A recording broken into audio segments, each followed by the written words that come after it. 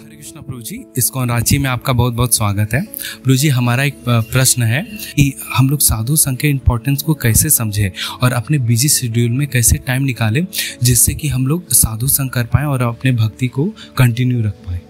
हरे कृष्णा। पहले तो मैं बहुत बहुत धन्यवाद दूंगा इस्कॉन रांची का कि हमें उन्होंने इतना अच्छा सेवा का एक मौका दिया। तो देखिए, आपका जो प्रश्न है ना, यूथ के लिए साधु संघ का महत्व, तो यूथ के लिए साइंटिफिकली ऐसा देखा गया है कि सीखने की एक उम्र होती है। तो 25 वर्ष से 30 वर्ष के बाद की आयु के बाद आदमी में सीखने की जो क्षमता होती है वो धीरे धीरे घटने लगती है।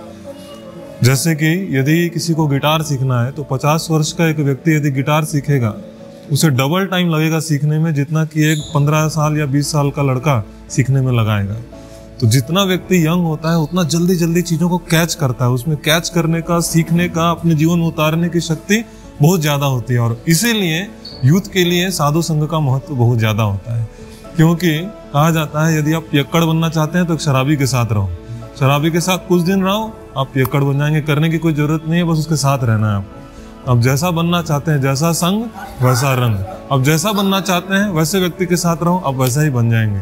कहा जाता है कि आपकी जो चेतना होती है, आपका जो हैबिट होता है, आपका जो आचार विचार, आपकी जो चरित्र होते हैं, वैसे 5 व्यक्तियों का एवरेज होता है जिसका आप रेगुलर संग करते हो।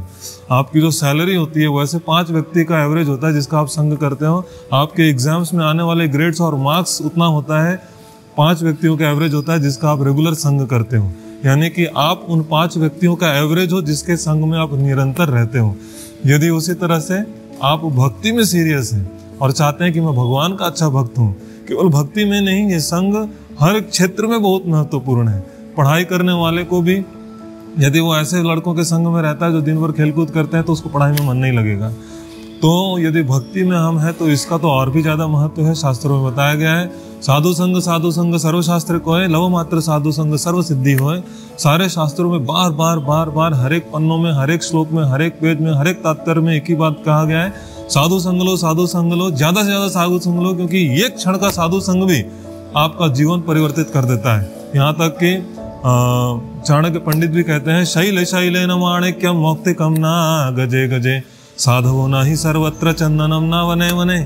तो जिस प्रकार से जंगल में कई सारे वृक्ष आपको मिल जाएंगे लेकिन चंदन का वृक्ष बहुत दुर्लभ होता है। सड़क पर गिरे हुए कई सारे पत्थर मिल जाएंगे आपको, लेकिन हाथ में पहनने वाला पत्थर बहुत दुर्लभ होता है। उसी प्रकार से लोग तो इस संसार में बहुत सारे मिलेंगे, लेकिन एक ऐसा व्यक्ति जिसके संग में आके आपका विकास हो, ऐसा व्यक्ति संसार में मिलना बहुत दुर्लभ होता है। और उनमें एक है साधु। यदि साधु किसी के जीवन में आ जाता है, उसके जीवन में चारों ओर से विकास के सारे रास्ते खुल जाते हैं। आप अपने जीवन में भी देख सकते हैं। इसलिए कहा जाता है कि यदि आप इंस्पायर्ड होना चाहते हैं तो एक इंस्पायर्ड व्यक्ति के साथ रहो, यदि डिटर्मिनेशन चाहिए तो एक डिटर्मिन्ड आदमी के साथ रहो, और यदि भगवान का अच्छा भक्त बनना चाहते हैं तो भगवान के एक अच्छे भक्त के साथ रहो, वो आपको भगवान के प्रति प्रेम दिला देगा। उसी प्रकार से एक यूथ के लिए साधु संघ का महत्व इसीलिए है क्योंकि वो एक अच्छा भक्त बनना चाहता है, एक अच्छा चरित्रवान व्यक्ति बनना चाहता है। तो अंत में मैं कहना चाहूंगा कि आप लोग हमेशा याद रखिए, if wealth is lost nothing is lost, if health is lost something is lost, if character is lost everything is lost. ये कैरेक्टर हमको केवल और केवल संभव है प्राप्त होना साधुओं के संग में। हरे कृष्ण।